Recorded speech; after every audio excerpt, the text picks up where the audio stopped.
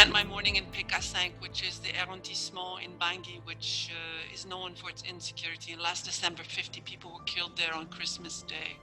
I spent a lot of time there with all the different actors. Doesn't matter who they are. I spend a lot of time sitting and listening across the board. So no one feels excluded from the process, and everyone sees, even as little baby steps of progress, that they can all see what's happening. I talked to the mayor, and there I needed the background on the history of the town. What happened, 50 years ago? What are the fears of the local populations?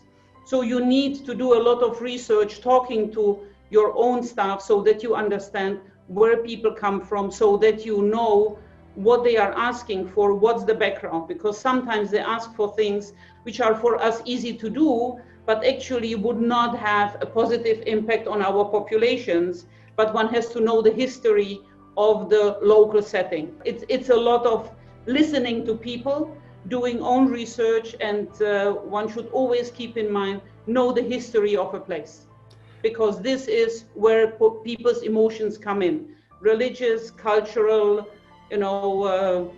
societal. It's the emotions that you have to understand where they come from.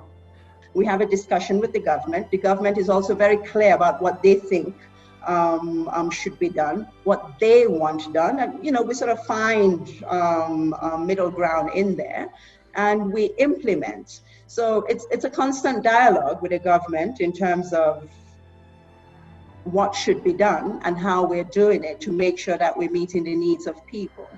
And it's constantly advocating for the needs of people in terms of making sure that the most urgent needs are being addressed. So listening to the people not only gives us the ability to know, but also gives us the ability to adjust, including their feedback on what we are actually providing, whether it suits their everything, their way of life, their culture, their eating habits, and so on and so forth. And I think in that sense, the humanitarian community has also gotten a lot smarter. I just came back from a mission in northeast Nigeria, where I visited the epicenters of the crisis. And during this mission, I met a young man called Modu Busami. Modu Busami was the last recipient of the white polio vaccine that ended the polio scourge in Nigeria and indeed Africa as a whole. I met Modu and his parents. Modu wants to grow up and become a doctor.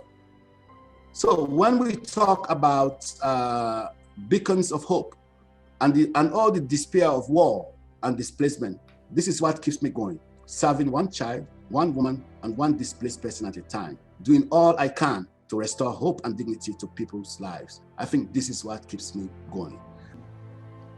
In all the work that we do, I think the most rewarding experiences are related to meetings with our beneficiaries. And unfortunately, those can also be some of the most heartbreaking experiences at the same time. But the opportunity to meet with the people that we are there to assist is really the most rewarding, I think, and it's a constant reminder of the importance of the work that we're doing.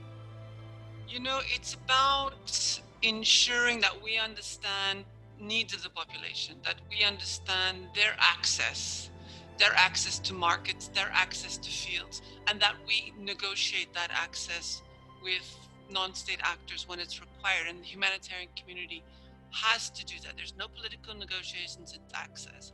And so you have to move on all of those fronts at the same time and manage those different pieces at the same time, as well as being cognizant of the very challenging political situation that you're in. So it means juggling many, many balls at the same time.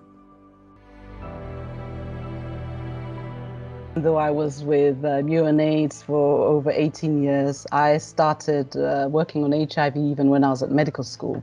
So it's been a long journey and a very personal one. And then when treatment came on board, the issues of access, the issues of really planning with a community response at the center of what it is, that people needed to be at the center and of any planning.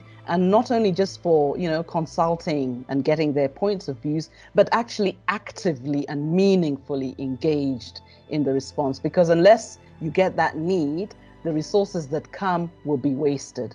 My best job, because what it was about was helping people come back after having been in detention centers and other places of first asylum, and try to reintegrate back with their communities, and so helping those communities as well. And so when you're doing work like that, it's incredibly fulfilling. And then you go on to the next one and figure out what you have to try and find in that particular situation that gives you the motivation to continue as long as you do in that.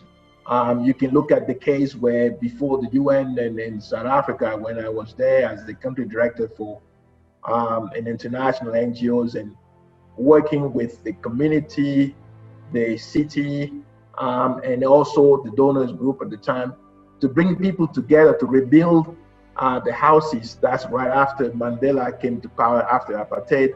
And then you started with something, and then at the end, you're looking at 1,000 low-income housing was built for the process that you were there, not just something that you have done, but because the collective come together to deliver that.